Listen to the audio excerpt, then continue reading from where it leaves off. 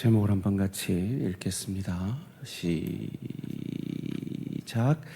아미나답과 오벳 에돔의 차이점. 어느 기독교인인 이비누가 의사에게 두 목사님이 저처럼 지금 성대의 문제를 가지고 진료를 받으러 갔다고 합니다. 첫 번째 목사님에게는 목사님 목을 아끼셔야죠. 가급적이면 목소리를 낮춰서 설교를 하시고 찬송도 부르지 마세요. 이렇게 처방을 해주는 겁니다. 두 번째 목사님께는 이렇게 처방을 합니다. 목사님, 가급적 설교는 짧게 하시고 찬양도 짧은 것으로 하세요. 그러더랍니다. 목사님이 가시고 나서 그걸 보던 간호사가 묻습니다. 선생님, 두 분이 다 증상이 같은데 어떻게 처방은 다르게 하세요? 그랬더니 두 번째 목사님이 저희 교회 목사님입니다. 그러더래요. 우리 성도님들의 마음이 아닐까 생각을 해 봅니다. 오늘도 저희는 주일학교 본문과 같은 본문으로 말씀을 묵상하게 되는데요. 함께 제목을 읽겠습니다. 시작. 다윗 왕이 언약궤를 옮겨왔어요. 그렇습니다. 다윗 왕은 그의 왕권이 든든해지자 예루살렘을 먼저 정복하고 또 언약궤를 옮겨오는 이 일을 시작합니다. 그런데 이 일이 순적했을까요? 오늘 본문은 아님을 우리에게 보여줍니다. 그 과정을 통해서 하나님이 우리에게 주시려고자 하는 메시지는 무엇일까요? 다윗은 3만 명의 군사를 일으켜서 아마도 블레셋 접경지대였기 때문에 블레셋이 침공해 오면 이 행사가 방해받으니까 3만 명의 군사를 동원해서 법궤를 옮겨옵니다. 오늘 보면 1절 말씀입니다. 다윗이 이스라엘에게서 뽑은 무리 3만 명을 다시 모으고, 그리고 이 화려한 이 행사를 큰 이벤트화 하게 됩니다. 2절, 3절 말씀입니다. 다윗이 일어나 자기와 함께 있는 모든 사람과 더불어 바알레 유다로 가서 거기서 하나님의 궤를 메어오려 하니 그 궤는 그룹들 사이에 자정하신 만군의 여호와의 이름으로 불리는 것이라. 그들이 하나님의 궤를 새 수레에 싣고 산에 있는 아비나답의 집에서 나오는데 아비나답의 아들 우사와 아효가 새 수레를 모니라. 아비나답의 집에 있던 하나님의 궤를 옮깁니다. 여러 악기로 연주를 합니다. 사무엘하 6장 5절 말씀입니다. 다윗과 이스라엘 온 족속은 잣나무로 만든 여러 가지 악기와 수금과 비파와 소고와 앙금과 제금으로 여호와 앞에서 연주하더라. 여러분, 이 행사를 상상해 보십시오. 3만 명의 군사와 이 악기 연주자들과 얼마나 대단했겠습니까? 얼마나 화려했겠습니까? 이를 통해서 우리가 알 수 있는 건 뭡니까?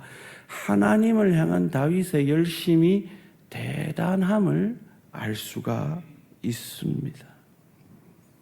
그런데 그의 열심이 바른 열심이었을까요? 사건이 일어납니다. 6절 말씀 함께 읽습니다. 시작. 그들이 나곤의 타작마당에 이르러서는 소들이 띠므로 우사가 손을 들어 하나님의 궤를 붙들었더니, 그 유명한 우사의 사건이죠. 소가 띱니다. 그래서 우사가 그걸 당연히 잡으려고 했겠죠. 그런데 하나님의 성물을 잡으면 죽기에 그는 죽임 당합니다.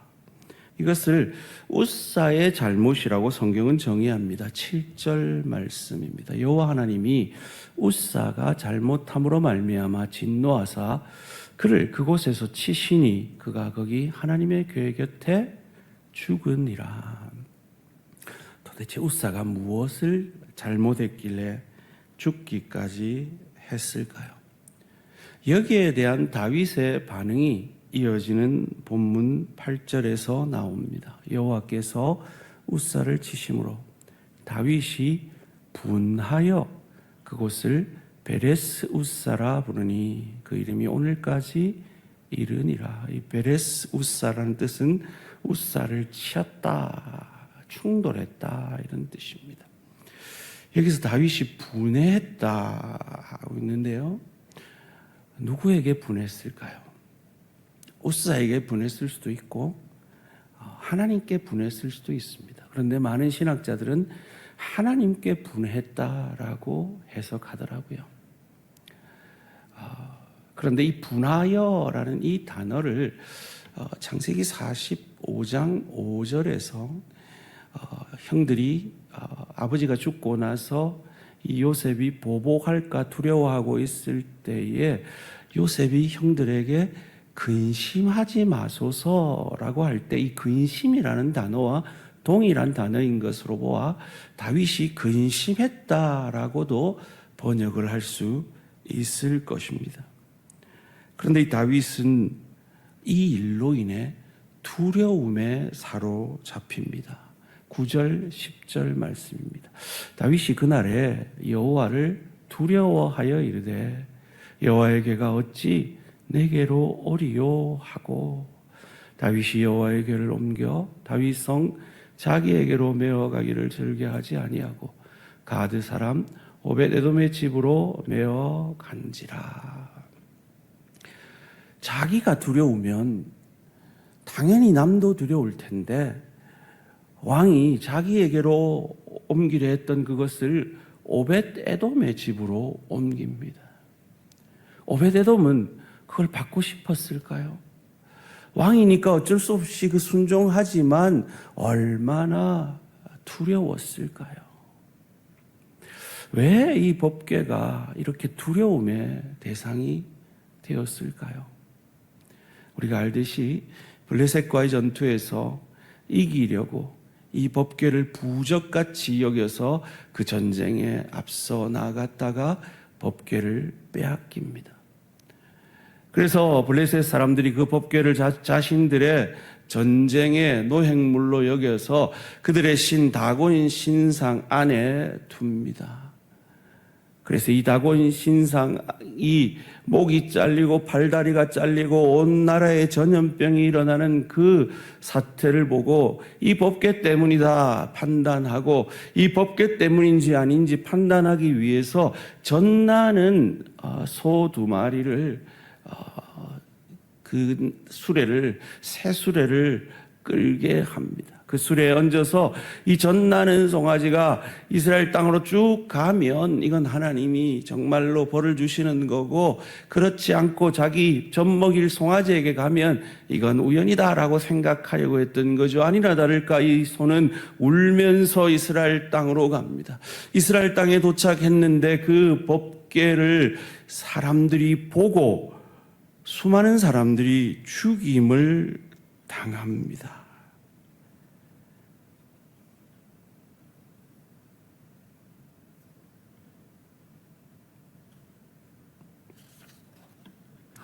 사무엘상 7장 1절 말씀입니다. 함께 읽습니다. 시작. 기랏 여아림 사람들이 와서 여호와의 궤를 옮겨 산에 사는 아비나답의 집에 들어놓고 그의 아들 엘리야사를 거룩하게 구별하여 여호와의 궤를 지키게 하였더니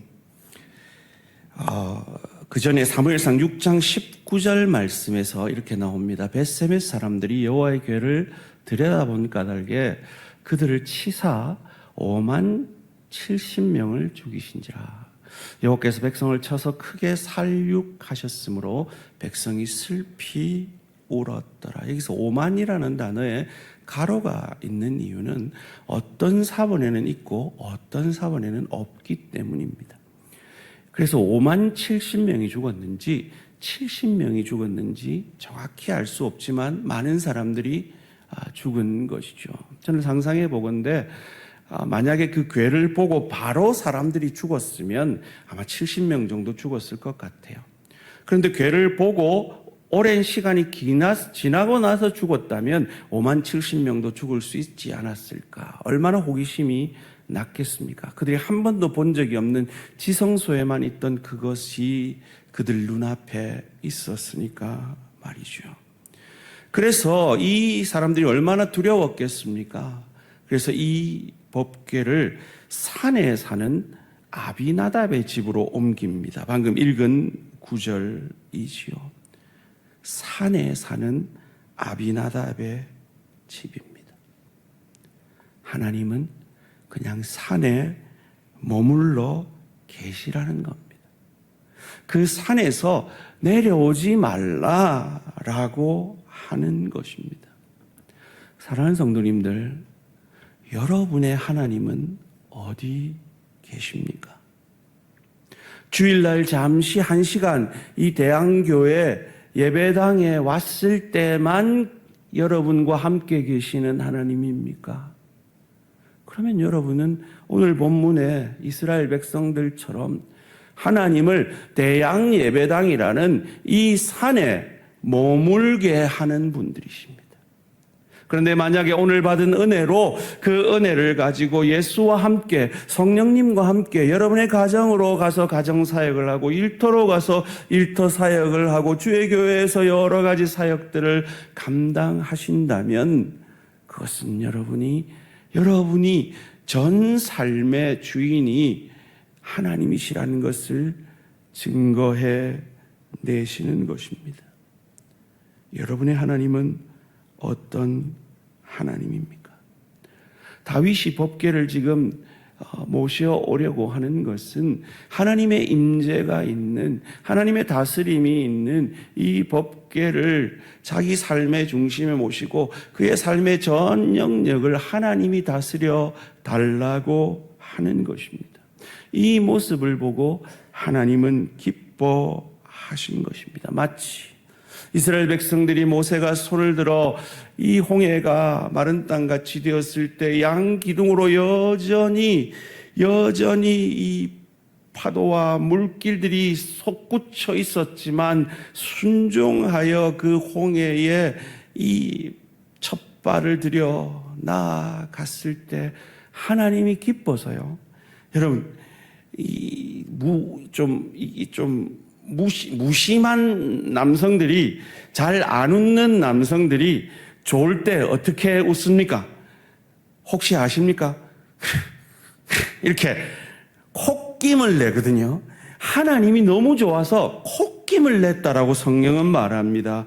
출애굽기 15장 8절 말씀입니다. 주의 콧김에 물이 쌓이되 파도가 언덕같이 일어서고 큰 물이 바다 가운데 엉기니라. 하나님을 산에만 두는, 예배당에만 두는 인생 아니라 하나님과 동행함으로 모든 삶의 순간순간들이 예배가 되어지는 우리 대양 가족들의, 대양의 성도들의 한 분 한 분의 모습을 보면서 하나님의 콧김이 여러분의 어려움과 여러분의 인생의 홍해를 물러가게 하시기를 주님의 이름으로 축원합니다. 하나님이 그렇게 기뻐하시는 이 일을 하는데 왜 이런 어려움이 생겼을까요? 문제는 하나님의 뜻대로, 하나님의 방법대로 하느냐 하는 것입니다. 그 뒤로 이 아비나답의 집에, 우사의 집에 법궤는 20년을 머물게 됩니다. 사울 왕은 아무 관심을 가지지 않았죠. 다윗 왕이 전 족속의 왕이 되자 드디어 법궤를 옮겨 오려고 하는데 우사가 죽은 것입니다. 그래서 오벳 에돔의 집으로 이 법궤가 옮겨갑니다. 여기서 저는 몇 가지 질문 앞에 서게 됩니다. 하나님은 왜 법궤를 보호하려고 했던 웃사를 죽이신 걸까요?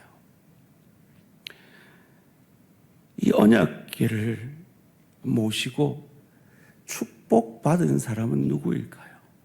20년 모셨던 아비나답일까요? 3개월 모셨던 오벳 에돔일까요? 그리고 이렇게 두려워하던 다윗이 어떻게 이 법궤 앞에서 배꼽이 드러날 정도로 기뻐 춤출 수 있었을까요? 오늘 본문 11절, 12절 말씀 함께 읽습니다. 시작. 여호와의 궤가 가드 사람 오벳 에돔의 집에 석 달을 있는데 여호와께서 오벳 에돔과 그의 온 집에 복을 주시니라. 어떤 사람이 다윗 왕에게 아뢰어 이르되 여호와께서 하나님의 궤로 말미암아 오벳 에돔의 집과 그의 모든 소유에 복을 주셨다 한지라. 다윗이 가서 하나님의 궤를 기쁨으로 메고 오벳 에돔의 집에서 다윗 성으로 올라갈세. 하나님이 복을 내리셨다는 소식이 다윗에게 전해집니다. 법궤를 지키려 했던 웃사는 죽고 고작 3개월 다윗의 궤를 하나님의 궤를 모셨던 이 오벳 에돔의 집에는 그 시대에 로또도 없을 거고 무슨 주식도 없었을 그 시대에 그 소유의 복을 주시는 것이 확 느낄 만큼 큰 복을 주신 이유. 그 이유가 오늘 본문의 핵심입니다. 민수기 4장 15절이 웃사를 죽인 이유를 이렇게 설명합니다. 진영을 떠날 때 아론과 그의 아들들이 성소와 성소의 모든 기구 덮는 일을 마치거든 고핫 자손들이 와서 맬 것이니라. 그러나 성물은 만지지 말라. 그들이 죽으리라. 회막 물건 중에서 이것들은 고핫 자손이 맬 것이며 성물을 만지면 죽습니다. 고핫 자손만이 매어 운반해야 했습니다. 그런데 웃사는 새 수레에 이 법궤를 실었습니다. 왜일까요? 그 집에 올 때부터 수레에 실려 있었기 때문입니다. 지금이야 법궤 운반법 해가지고 구글에서 치면 고핫 자손이 매어 운반한다 나오겠죠.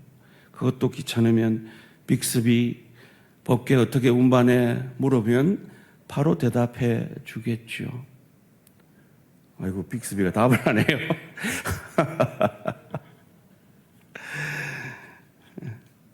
그런데 그 시대에는 율법을 아는 것이 쉽지가 않았습니다. 우리도 이런 성경을 가지고 있지만 그 시대는 두루마리 성경이었어요. 이처럼 성경이 한 권으로 되어 있지 않고요.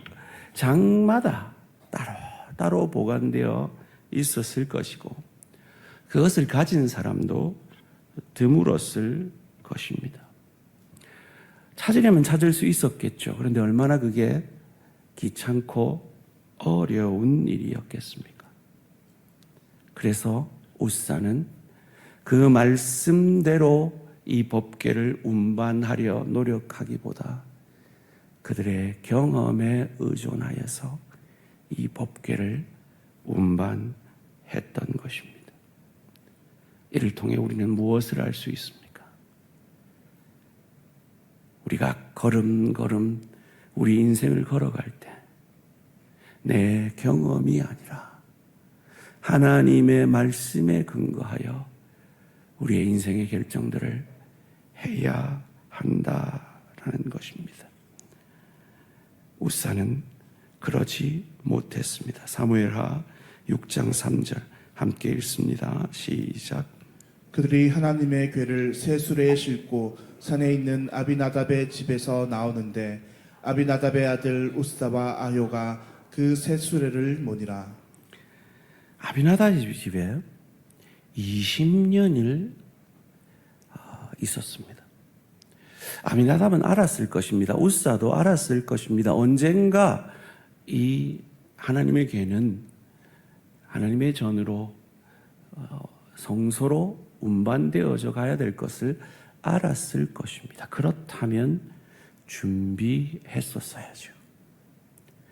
20년 동안의 시간이 있었지만 그들은 말씀을 알려고 노력하지 않았습니다.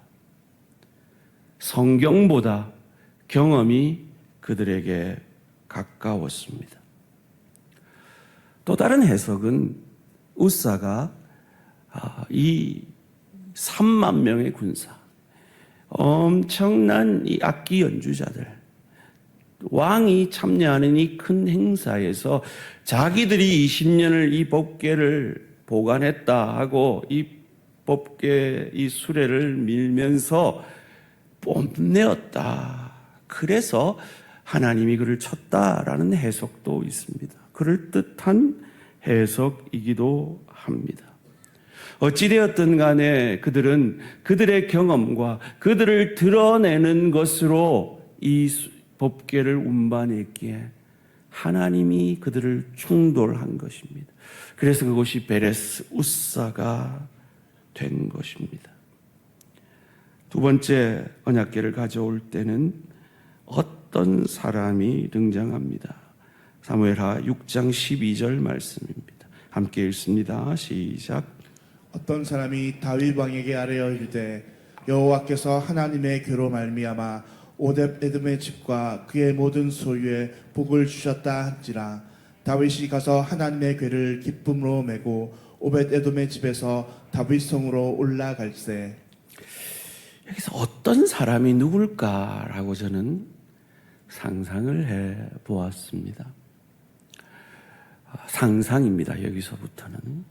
그런데 저는 꽤 그럴듯한 상상인 것 같습니다. 어떤 신학자의 상상인데요.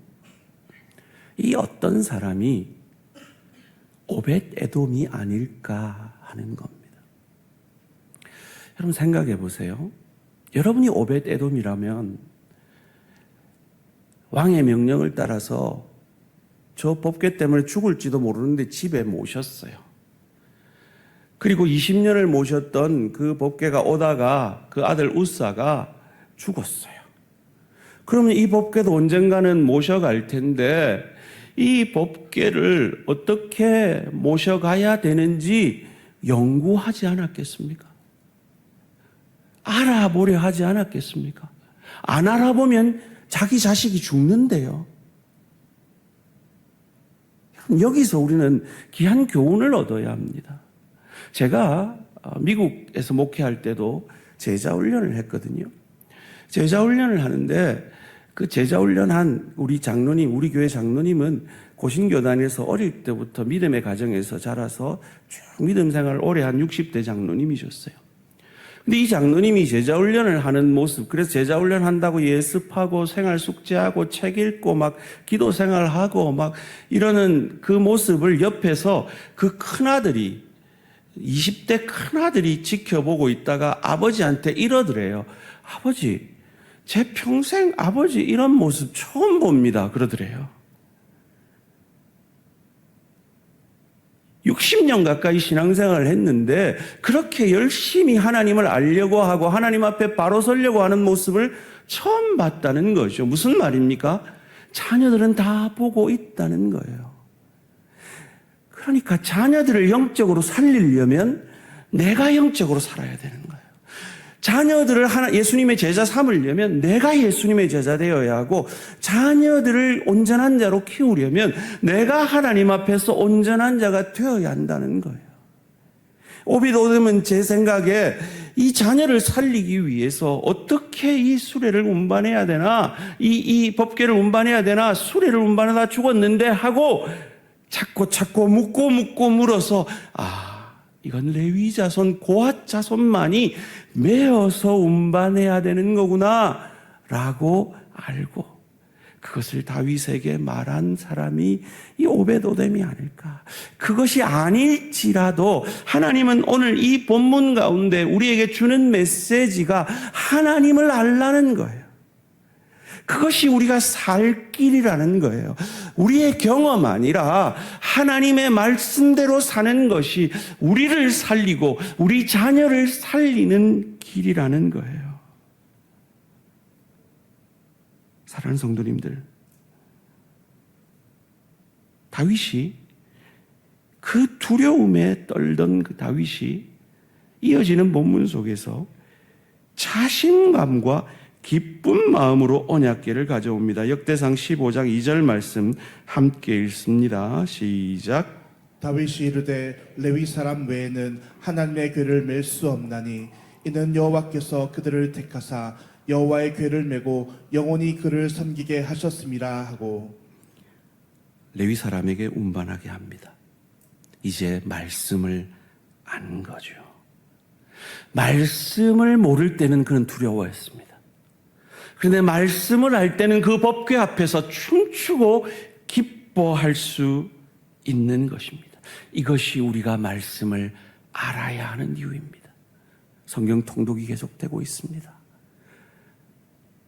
작년에 저희 교인 예배에 참석하는 교인 3분의 1도 참석을 안 했어요. 이건 내 일 아니라고 생각하시는 분들 계십니까? 아닙니다. 여러분의 자녀를 살리려면 이 일에 동참되셔야 됩니다. 제자 훈련에도 동참되셔야 됩니다. 그 모습을 보고 내가 제자 될 때 우리 자녀들이 제자 될 수 있는 것입니다. 이 말씀에 확신이 있었을 때 다윗은 더 이상 두려워하지 않습니다. 두려워하는 다윗과 기쁜 다윗의 차이를 만들어낸 것.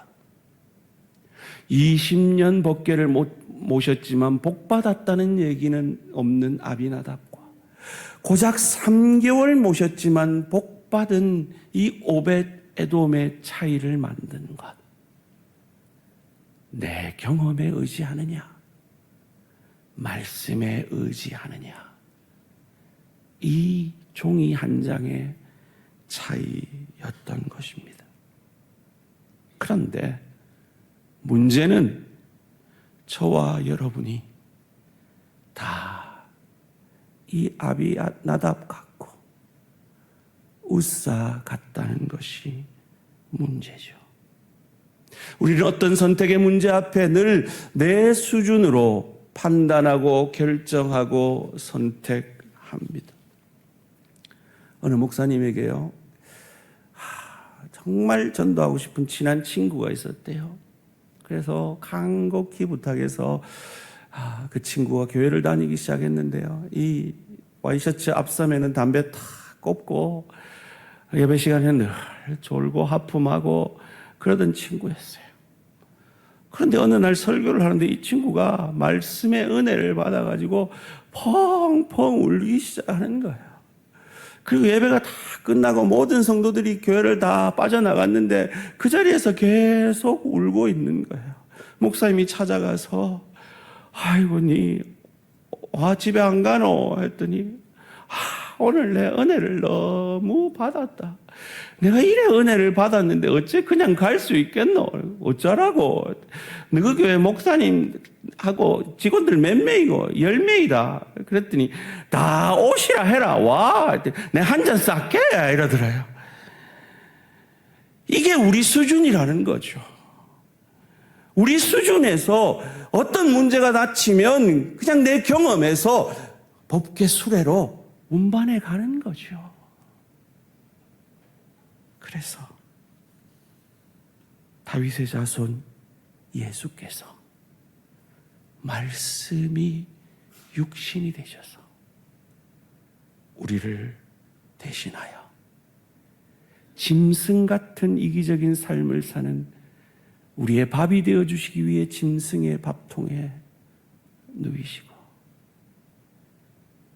우리의 죄짐을 다 짊어지시기 위해 하나님의 의를 이루시기 위해 인간의 대표적인 세례 요한에게 세례 받으시고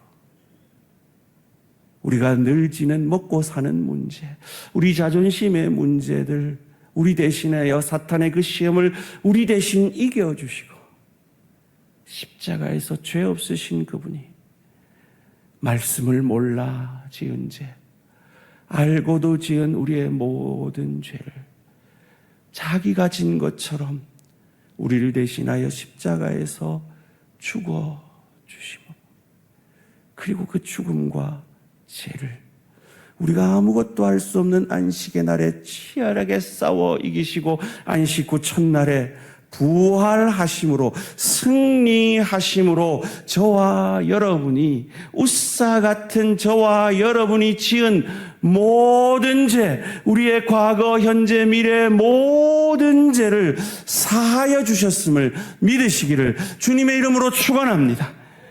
그러기에, 그 은혜를 받았기에 우리는 말씀 앞에 순종하려고 노력하는 것입니다. 이 예수의 모습을 다윗도 두려워서 가져오지 못한 그 오벳에돔이, 그 법궤를 오벳에돔이 받은 것 같이 예수께서 그 저주를 나 대신 받아 주심으로 내 모든 죄는 여전한데 하나님의 사자가 우리 집을 패스오버, 유월하게 만드신 그 은혜를 받고 집 밖에 나왔습니다. 아, 그러니 내 마음대로 살자 할 수 있겠습니까? 아니면 그 어린 양 예수의 피를 생각하며 그 예수의 뜻대로 내게 진 그 십자가 지고 주를 따라가자 하지 않겠습니까? 그 은혜에 감사함으로 순종의 걸음 걸어 여러분을 눈동자와 같이 지켜보시는 하나님이 자, 한번 따라해 보세요. 너무 좋아서 콧김을 불어서 여러분의 인생에 홍해를 만들어내셔서, 홍해를 가르셔서 그 문제 가운데로 담대히 지나가게 할 수 있는 저와 우리 모든 성도님들 되시기를 주님의 이름으로 축원합니다.